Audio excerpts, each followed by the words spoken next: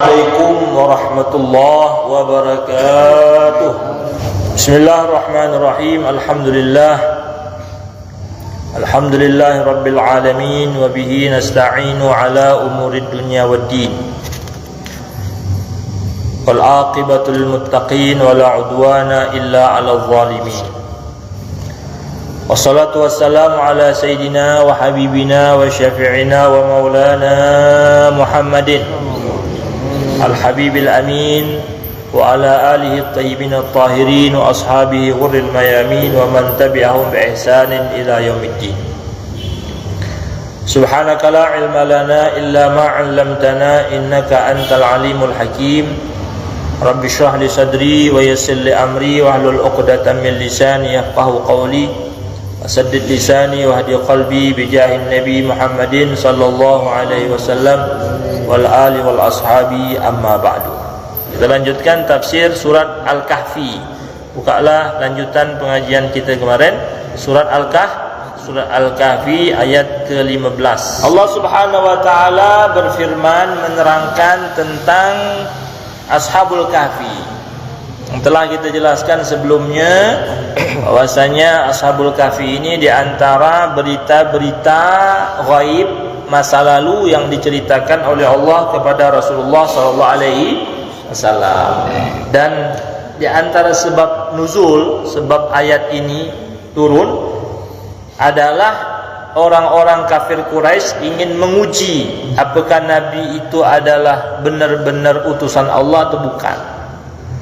Makanya salah satu pertanyaan mereka adalah tentang ada orang-orang pemuda-pemuda yang dulu yang pernah bersembunyi dalam gua Kahfi.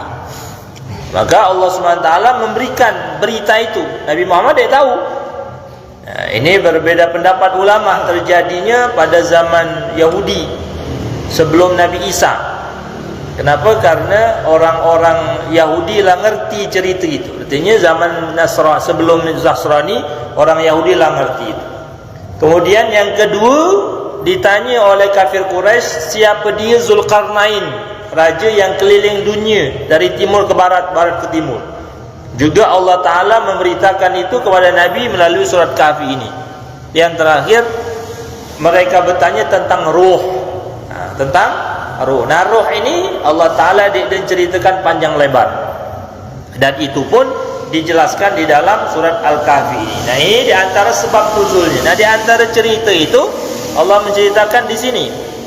Kita telah jelaskan sebelumnya bagaimana perjalanan mereka menghadapi orang-orang penguasa yang kafir.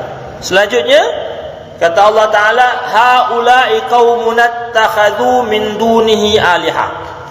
Ini menceritakan Ashabul Kahfi ini, haula mereka itu, mereka yang beriman, penguasa yang kafir itu, kata para Ashabul Kahfi ini saling bercerita satu yang lainnya. Mereka adalah qaumuna, umat kita, kelompok kita, kaum kita.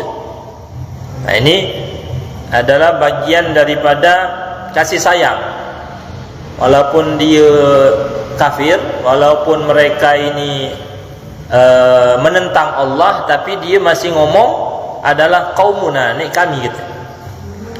Nah, ini adalah cara dakwah itu. Di antaranya Nabi Muhammad itulah ketika beliau ke Taif.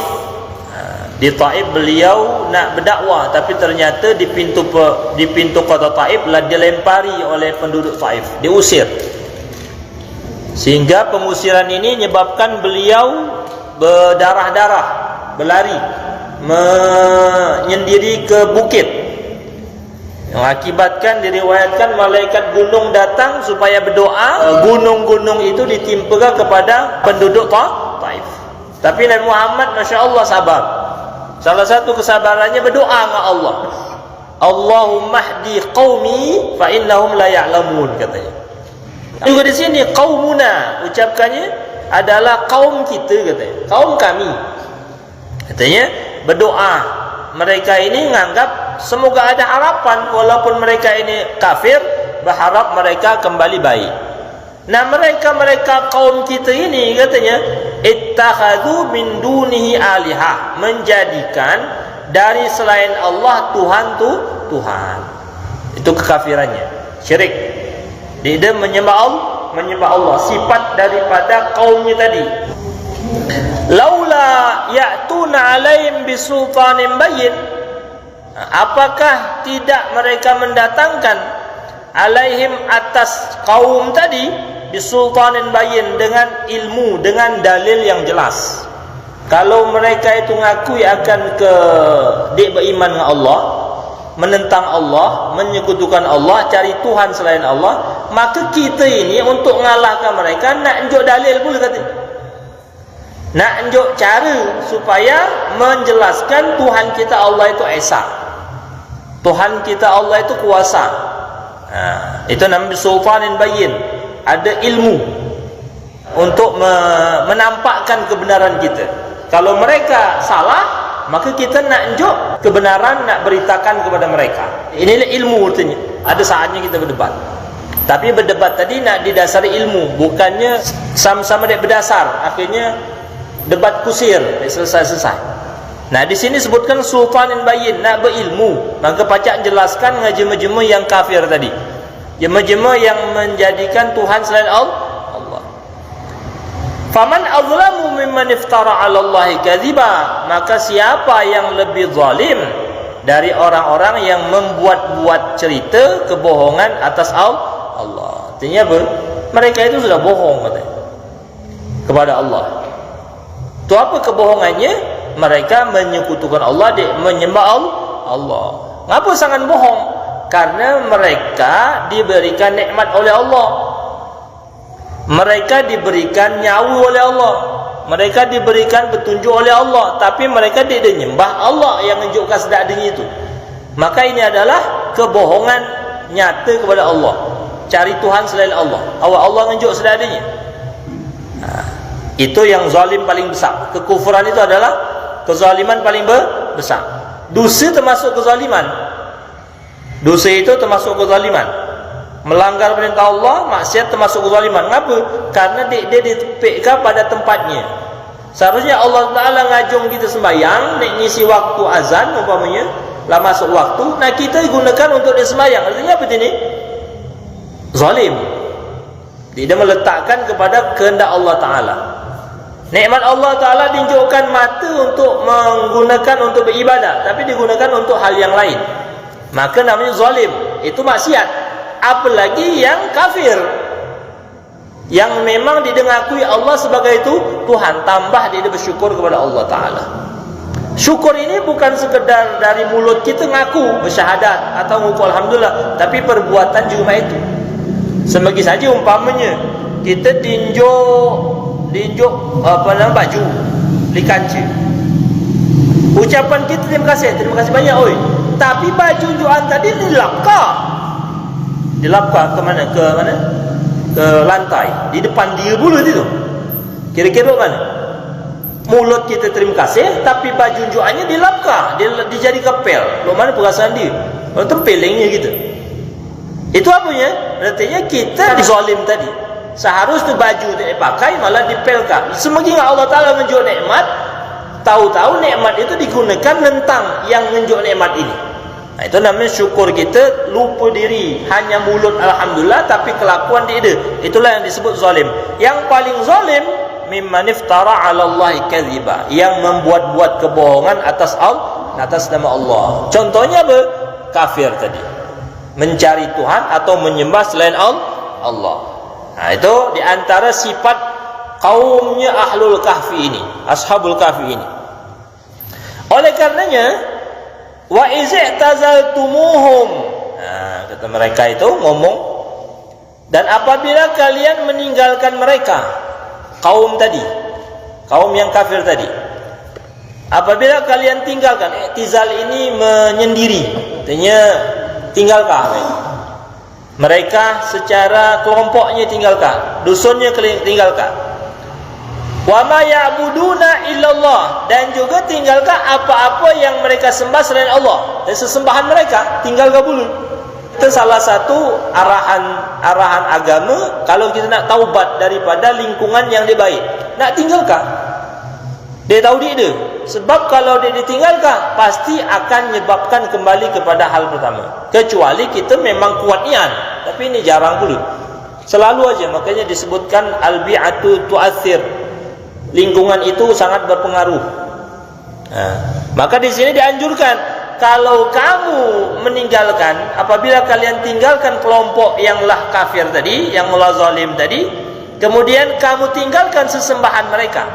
Lo mana? Fa'u ilal kahfi, maka menujulah ke gua kahfi. Inilah permulaan para ashabul kahfi ini ninggalkan kaumnya menuju apa? Menuju ke gua. Supaya nek apa? Karena tadi lah mengetahui bahwasanya kaum ini kafir. Lah mengetahui bahwasanya kaumnya ini zalim, paling perbuatan zalim.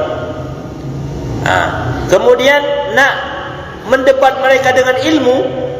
Takut mereka ini bukan dengan ilmu, marah dengan kezaliman itu, malah nyakiti. Awak kita nak berdebat dengan ilmu, tapi mereka tidak terima, akhirnya nyakiti. Itu kadang-kadang jemaah yang kalah dalam perdebatan itu. Lah dia berdiagi alasan, akhirnya pindah ke fisik, menghinalah atau nyakitilah. Kenapa? Karena alasan ilmunya habis, yang nyerah. Tapi merasa tidak salah, tidak dikalahkan, apa? Tadi hancurkan jemaah secara pribadi, baik dengan menyakiti atau dengan hina. Nah, dengan inilah mereka tinggalkan saja, pisah, tinggalkan kampung, tinggalkan jemaah-jemaah yang zalim tadi, yang kafir tadi, dan tinggalkan apa yang mereka sembah. Loh, mana tinggalkannya? Pergi ke mana? Ke gua jauh. Ini secara zahir. Secara zahir kita dianjurkan untuk kalaulah terjadi maksiat besar, dek tahu lagi merubahnya, kita di tengah itu pacak merusak akidah kita, maksiat itu akan merusak agama kita, maka lebih baik tinggalkah kaum itu, tinggalkah kampung itu, tinggalkah sesembahan mereka. Itu kalau dia pacak ninggalkannya, tinggal di rumah berdiaman. Tanya ulama, ada yang menasihati, kalau sudah di akhir zaman, alaikum biluzumil buyut, hendaklah kalian banyak-banyaklah di rumah. Waridha bil qut, merasa cukup dengan makanan pokok, tidak berlebihan. Wa alaikum bisukut, banyak diam, jangan banyak komentar. Ambil tahu menau. Hatta antamut, sampai kamu mati. Itu. Banyak diam, berdiaman di rumah, di kemana-mana. Kemudian merasa cukup dengan pemberian Allah berupa makanan pokok sampai kita mati. Itu iktizal dalam komunitas itulah, dalam kelompok itulah. Tapi kalau ashabul kahfi dia iktizal dalam kelompok itulah, tapi di belah ginian. Ngapa? Karena ini kerajaan. Ini pemerintahnya yang berkuasa. Yang walaupun di rumah pacak dia nyerang. Makanya ditinggalkan ke mana? Ke hutan, ke kahfi tadi. Ini ajaran apa? Ajaran nek kita jaga iman. Saking berharganya iman itu, jangan sampai dirusak oleh orang-orang yang kafir dan zalim. Nah, itu pertama, rumah. Ada lagi dengan kahfi itu, maksudnya ini surat kahfi ini. Kita balik kepada surat kahfi ini, kita belajar. Kita ngambil pelajaran, kita ngambil nasihat-nasihat yang terkandung di dalam surah Kahfi ini. Salah satu ini, kita bacanya saja, itu sudah menjadi nikmat. Bacanya saja sudah menjadi benteng. Kata Rasulullah SAW, siapa membaca surat Kahfi di hari Jumat atau malam Jumat, Allah akan memberikan cahaya antara malam ini, hari Jumat ini ke Jumat berikutnya. Nah, cahaya artinya apa? Melindungi. Itu dari segi membaca saja. Itu satu, membaca. Siapa yang hafal surat Kahfi 10 ayat saja dipangkal, Allah akan jaga usima min fitnatil dajjal, akan dijaga daripada fitnahnya dajjal. Baca saja itu, hafal saja. Yang baca Allah menunjuk cahaya, yang hafal 10 ayat saja Allah jaga dari dajjal. Surah Kahfi ini. Apalagi kalau ngamalkah, tambah. Nah, yang hanya sekedar baca dan hafal begitu besar yang dijanjikan oleh Rasulullah SAW. Maka di sini fa'u ilal kahfi, baliklah ke kahfi bagi para ashabul kahfi itu. Tinggalkah masuk ke gua. Tapi bagi kita dia punya gua lagi. Dia kan mungkin lagi ke hutan. Ada tanggung jawab di rumah, tanggung jawab di masyarakat. Maka sekurang-kurangnya kita balik ke surat Al-Kahfi ini. Kita baca, kita amalkan, kita hafali. Insya-Allah menjadi penjaga kita. Kalau kalianlah balik ke kahfi, kata Allah, yansyur lakum rabbukum min rahmatih. Yansyur, Allah akan menebarkan bagi kalian rabbukum, Tuhan kalian, min rahmatih, dari rahmatnya. Jangan takut. Kalau kamu memang benar-benar taubatan nasuha, kalau kamu memang benar-benar nak ninggalkan jema-jema maksiat, jema-jema yang kafir tadi, jauh dari mereka, Allah nyiapkan rahmat. Allah nyiapkan kasih sayangnya. Tapi kadang-kadang rintangannya yang besar. Jemaah taubat itu rintangannya besar, taubatan nasuha. Itu kalau jemaah baru masuk Islam, besar rintangannya. Harus ninggalkan. Kadang-kadang nak dibunuh oleh keluarganya. Itu kalau dia mu'allaf masuk Islam. Yang dia mu'allaf ni hijrah, yang dari jahat menjadi baik. Banyak pula rintangan tu.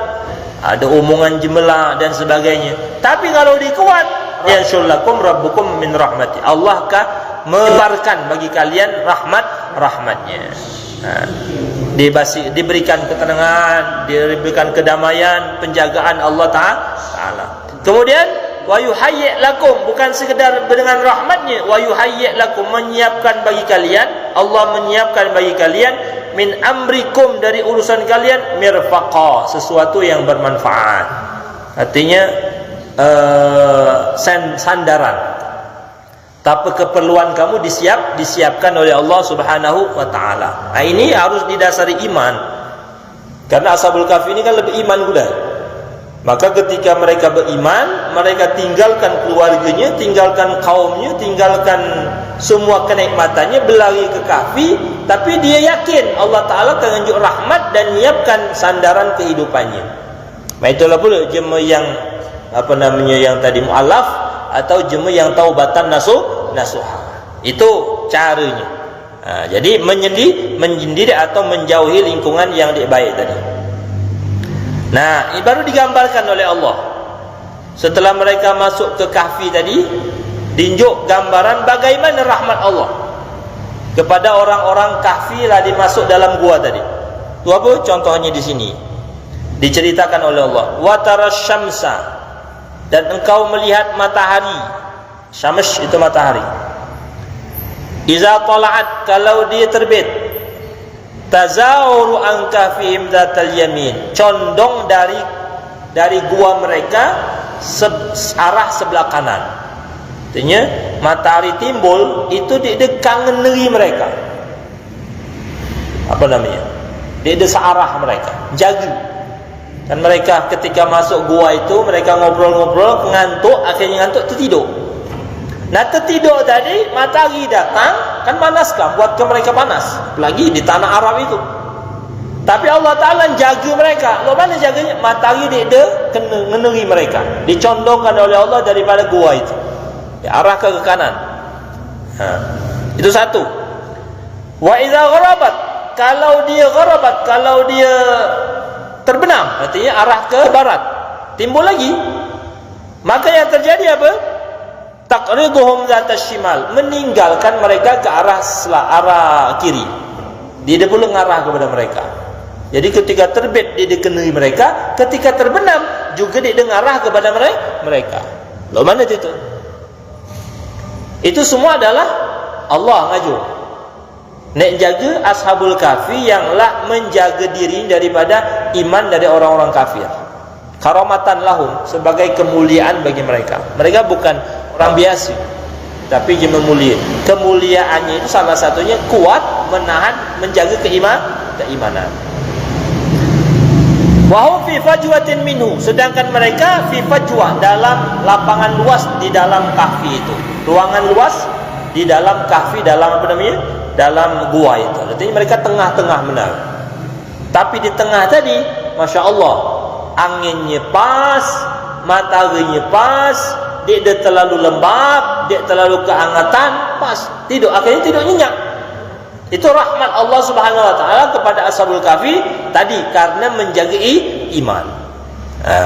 Selalu saja Allah Taala akan jaga jemaah yang jaga iman karena dia terhubung Allah. Tapi tadi rintangannya juga besar. Nek nahan ke rintangan itu Allah siapkan. Itu. Ya. Kalau ini zaman dulu. Di sekarang ini hanya lingkungannya yang kadang-kadang ngajak maksiat yang melanggar perintah Allah. Dia sampai jadi kafir. Dia. Tapi banyak yang ngajak kepada hal-hal yang baik itu banyak. Nak kita kuat pula. Banyak. Umpamanya dari makan riba. Masya Allah. Diunjuk kemudahan tapi ada tambahan. Kadang-kadang tergiur dia beli lagi, dia terpaksa akhirnya. Kalau kita dah kuat, akhirnya termakan kepada maksiat. Umpamanya seperti pengajian kepada kebaikan. Ada saja hal-hal yang ngajak kepada dia baik. Ngajak kepada joget-joget. Ngajak kepada hal-hal yang melanggar. Itu adalah bagian daripada kalau kita tahan kepada iman, kepada kebaikan, Allah yuhayyi' lakum amrakum. Allah akan nyiapkan sandaran. Allah akan yanshur lakum rabbukum min rahmati. Allah akan ngenjuk rahmatnya. Malam ini nih. Malam ini banyak sekali yang merayakan kebiasaan tahun baru ini, banyak jemaah Islam pula. Macam-macamnya.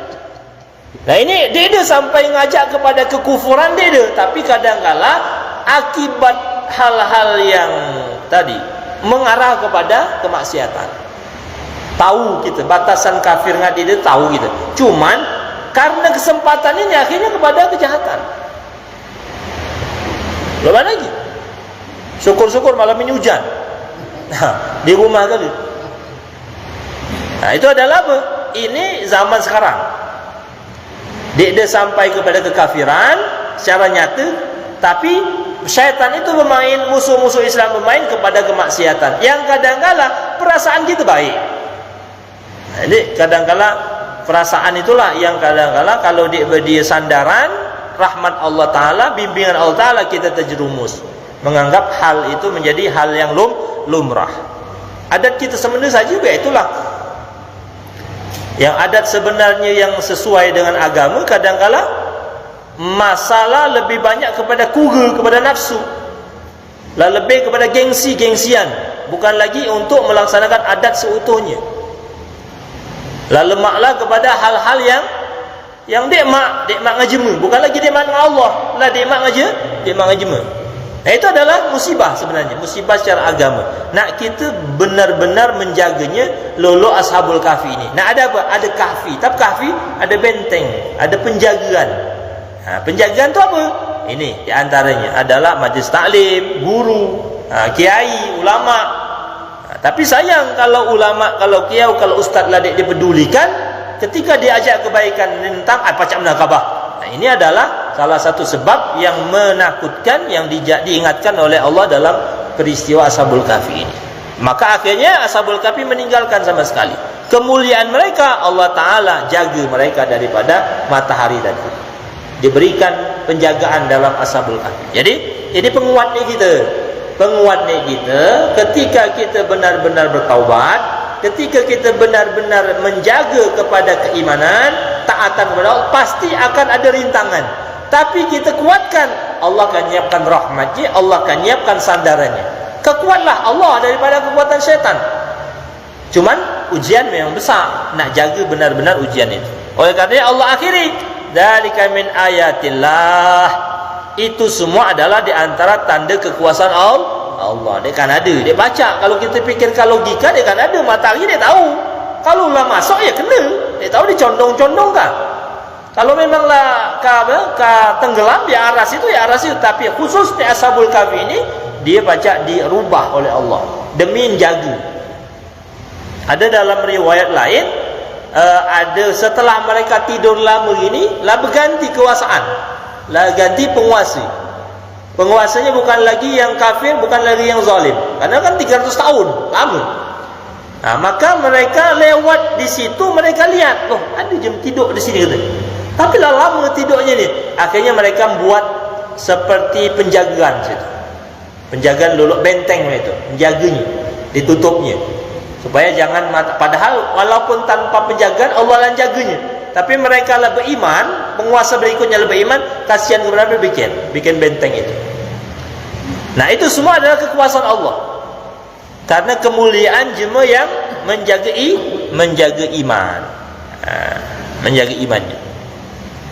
May yahdillah fahuwal muhtadi. Tapi balik kepada petunjuk Allah Ta'ala. Barang siapa yang Allah beri petunjuk, may yahdillah, siapa yang Allah beri petunjuk, fahuwal muhtadi, dia adalah orang-orang yang diberi petunjuk. Akhirnya pada hal petunjuk tadi, sekuat apapun dia, seusaha apapun dia, kalau memang Allah lu menunjuk petunjuk ngagai ini, sudah. Wa may yudlil falan tajidalahu waliyan mursyida. Kalau memang Allah, waman dan barang siapa yudlil yang disesatkan oleh Allah, falan tajida, niscaya tidak kamu temukan lahu bagi orang yang disesatkan tadi waliyan, penolong, mursyida, yang memberi petunjuk. Kalau memang Allah sesatkan, ya sudah. Kalau Allah beri petunjuk, Allah akan jaga. Kalau memang Allah sesatkan, ya sudah, dia lagi yang akan melindungi, yang akan memberi petunjuk.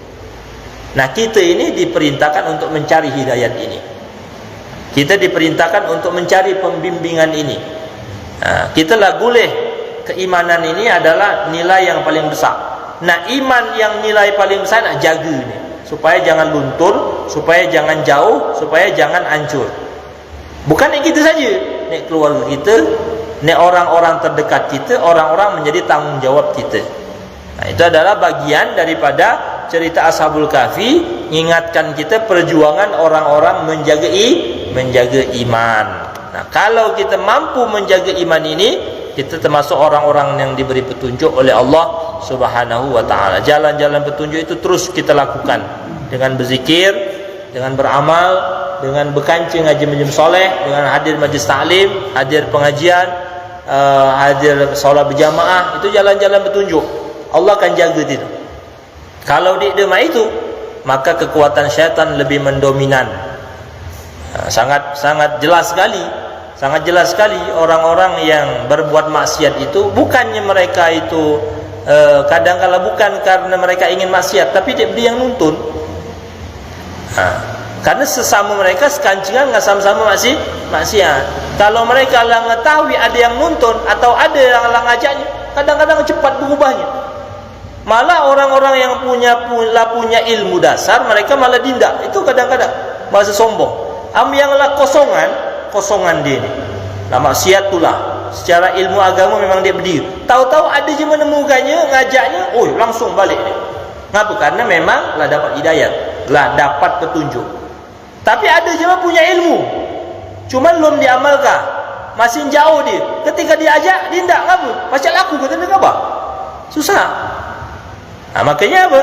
Hidayah kita lah boleh ini nak jaga sebenar-benarnya.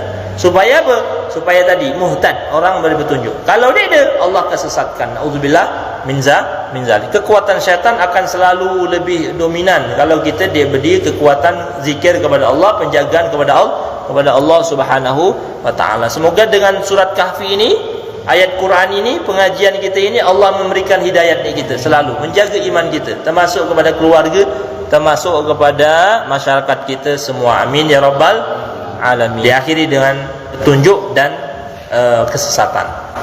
Jadi kita kembalikan kepada Allah Subhanahu wa Ta'ala untuk menjaga hidayat kita yang la guleh, dan yang lum guleh kita doakan bersama-sama dapat hidayahnya. Wa tahsabuhum aiqadhan wa hum ruqud, masih menceritakan tentang keadaan Ashabul Kahfi ketika dalam gua. Tafsiran, faedah-faedah, pelajaran-pelajaran yang baca kita ambil dari 3 ayat dari surat Al-Kahfi ini.